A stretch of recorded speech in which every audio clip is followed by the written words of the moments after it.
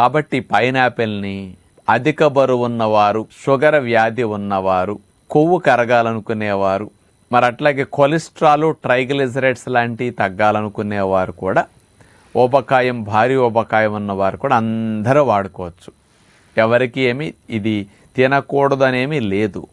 కాకపోతే ఈ పైన్ యాపిల్ని తినేటప్పుడు ముక్కలు కట్ చేసుకుని కొంతమంది చక్రాల వలె మార్కెట్లో కూడా కాస్త పంచదార చల్లి అమ్ముతూ ఉంటారు రోడ్ల మీద, తోపుడు బళ్ళ మీద.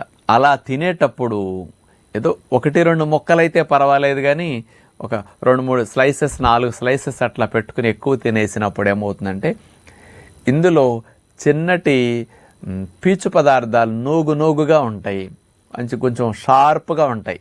పైనాపిల్ ముక్కలకి అంచులమ్మటం అండి. అవి నాలిక పైన, అంగుటు పైన కాస్త గుచ్చి నాలిక, అంగుటు భాగం